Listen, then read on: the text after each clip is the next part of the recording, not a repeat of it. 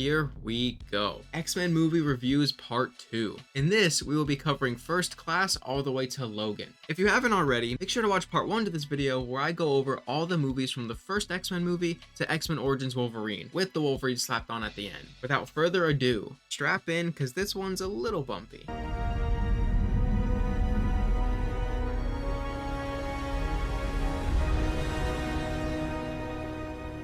X-Men First Class is the beginning to the prequel/reboot that isn't really a reboot but kinda is movies. And I mean, once they hit First Class, they were on a roll. First Class, Into the Wolverine, into Days of Future Past, I mean, they seem like they couldn't miss. This movie is actually made so well, and actually has a full cast of characters that have their own personalities that actually make them characters. No one, at least on the main roster team, is bland and boring, and has no real characteristics. But I will say something. That's probably gonna be a hot take, but even though this movie is so good, to me it's a little boring, and I can't really explain why. Like, every time I watch it, I do enjoy it and can recognize how good it is, but for some reason I never actually feel like watching this movie and can't seem to get excited about it. Again, I can't really explain it, but this movie just feels so good it's boring. Maybe it's because it doesn't have any of my favorite X-Men in it, like Storm, Gambit, etc. One thing that was so funny to me in these movies, for some reason, every time Charles would use his powers, he'd put his fingers on his head. In some scenes it worked, but in most it just looks so goofy. Also, the main villain of this movie, while being good, still never really came off as too menacing for me. Like, I know he's strong, but just the way he looked made me feel like he wasn't that big of a problem. He is also a huge hypocrite.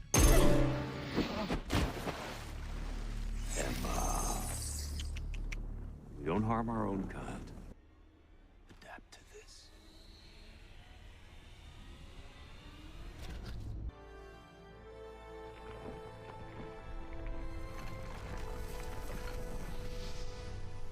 And speaking of that scene, I mean, everyone mentions it all the time, but like, I genuinely can't believe what they did to him here. Like, it's actually crazy. Not only does Shaw go against what he said earlier about not hurting their own kind, but he literally kills someone whose power is basically can't die. Like, I didn't know too much about Darwin before watching this movie for the first time, but now I'm more deeper into the comics and stuff and learn more about him, and that just makes this scene even more insane to me. I swear they only did this because they couldn't figure out how to use him in the final fight. One thing I also wanted to touch on was Beast in this movie. Beast throughout this movie is obviously very self-conscious about his mutated feet and made it a goal to try and fix them to make it look normal. But what I don't get is he says that the serum will only affect appearance and not their abilities. So powers will remain intact, they'll just look like regular people. But if his feet are just normal human feet, how would his powers remain intact exactly? His feet being the way they were is what was letting him grab onto things and do what he does. But with normal human feet, he would no longer be able to do that. So I'm not really sure in his case how he keeps his power still. Still, this movie is great and a lot of people's favorite X-Men movie,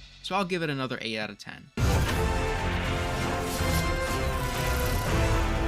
Now this is peak right here.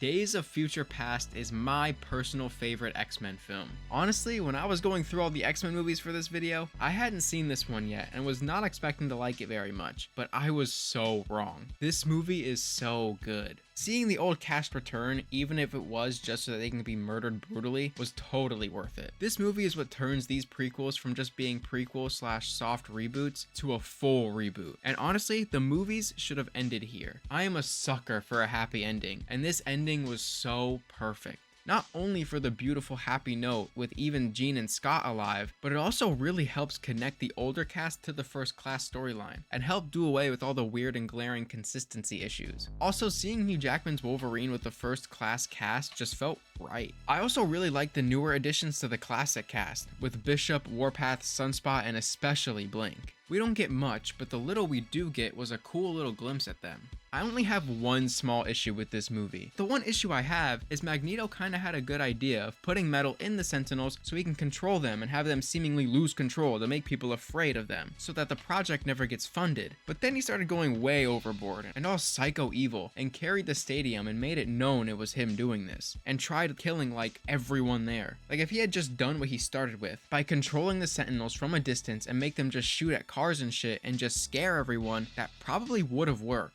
But then he almost fucked it all up again. Other than that, this movie is fantastic to me. It's super good, super fun to watch, and has such a perfect and beautiful ending. 9 out of 10 movie for sure.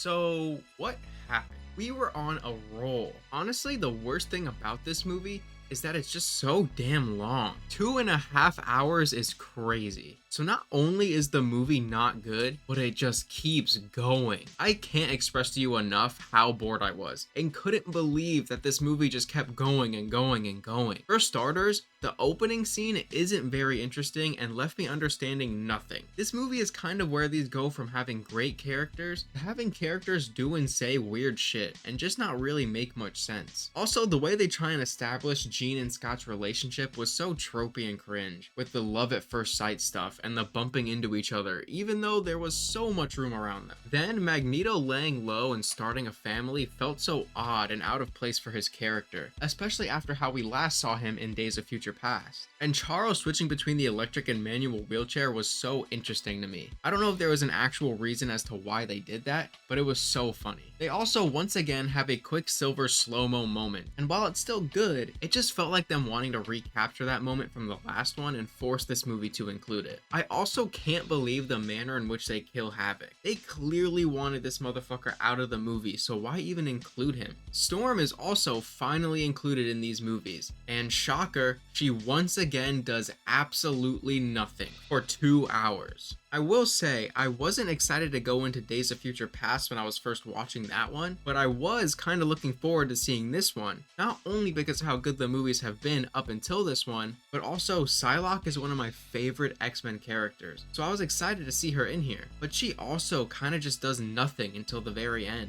Angel was also introduced in this movie, and he was supposed to be upgraded by Apocalypse, but honestly, the metal wings were way lamer than the original ones. Anyway, this movie is a boring mess that refused to end. I genuinely would have preferred to watch Last Stand or Origins Wolverine over this. 2 out of 10. 10, 9, 8, 7, 6, 5, 4, 3, 2, 1. Here we go again. Another Phoenix storyline in a movie. But let's see. It seems to be the main focus of the movie, so surely it'll be fine, right? Wrong. This one is also just a bore fest. But thankfully, it's not way longer than it needed to be. Of course, we still have incredibly cringe dialogue. And by the way, the women are always saving the men around here. You might want to think about changing the name to X-Women. And acting. If you touch her, I will fucking kill you. Like an Apocalypse. Now, this storyline is much closer to the comic version of the Phoenix story, but again, for some reason, it's just not working. Maybe this needs like 2 movies to truly expand correctly on it. Also, the inclusion of these shape-shifting aliens was so weird to me. They felt out of place and random.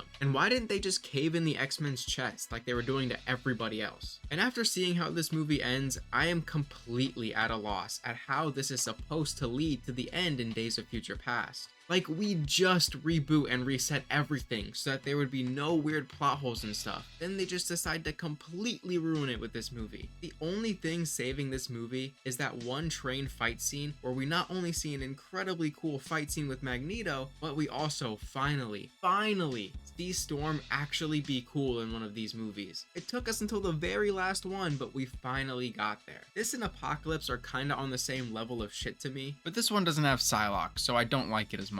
I'd still give it a 2 out of 10 though.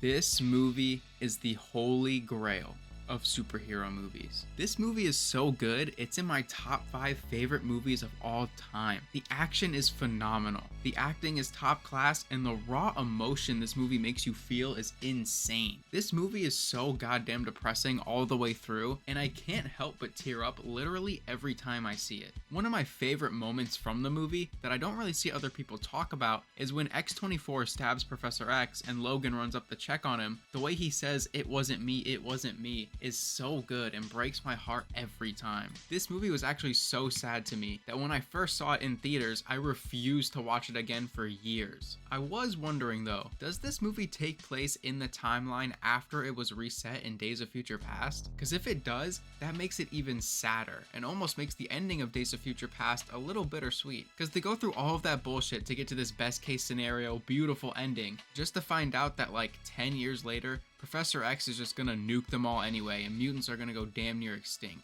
I really can't express enough how much I actually like this movie and how great I think it is. It also gets extra points for including X-23 Laura Kinney, because she is my second favorite Marvel character of all time and my third favorite comic book character of all time. So I'm just happy to see her anywhere and want to see her in more stuff. I really have no nitpicks either with this movie. Like, it really does feel flawless to me. The only thing that I did write down while watching it was at the end when they were burying Logan, Laura says a quote from the movie that her and Professor X watched earlier in the movie. And for us, it's a great and nice little callback, but I can't help but think the other kids that were with Laura were mad confused at what the fuck she was even talking about. Regardless, this movie is fantastic, and what I think is the greatest superhero movie of all time. 10 out of 10.